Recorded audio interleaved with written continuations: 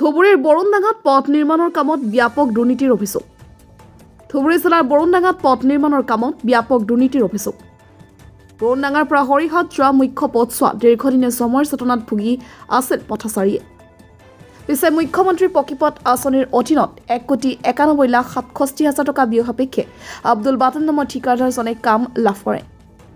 চৰকাৰী আঁচনিৰে সঠিক নিয়ম উলংঘা কৰি কাম কৰাৰ অভিযোগ। ৰাইজে বাধা কৰাৰ পিছতো কোনো গুৰুত্ব দিয়া নাই।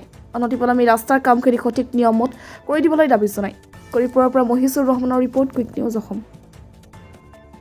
আজি চাওক, এইটো আমাৰ বৰুণডাঙা মেলিবাটটো বৰুণডাঙালৈকে যিটো ৰাস্তা হৈ আছে, এই ৰাস্তাটো পুৰো মানে ভালকে ৰলাৰ মাৰা নাই।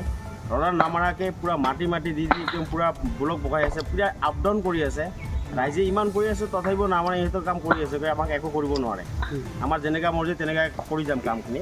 আপুনি চাওক, একদম ভালকৈ চাওক, একদম কোনো মাটি দিকে কৰি আছে, কোনো ৰলাৰ মাৰা নাই, সব ব্লক আপ ডাউন কৰি আছে। আৰু যিটো ছাইড বাম আছে, ছাইড বামটো একদম ডাইৰেক্ট এনেকুৱা হৈ আছে, এইটো ক'লে 3 ইঞ্চি 4 ইঞ্চি মাৰি আছে। ছাইড বাম আছে 8 ইঞ্চি বাই 1 ফুট, এইটোও মাৰা নাই। কথা কাৰণ নশুনে নহয়, ইহঁতো নিজৰ পোহৰত কাম কৰি আছে, আমাৰ কথা নশুনে। এইটো এই কাৰণত আমি ৰাইজৰ পৰা মই কৈছোঁ, এইটো পূৰা আমাৰ দাবী, কামখিনি ভালকৈ হ'ব লাগে, নহ'লে আমি RTI কৰিম। এইখিনিয়ে কথা ক'লোঁ নাই।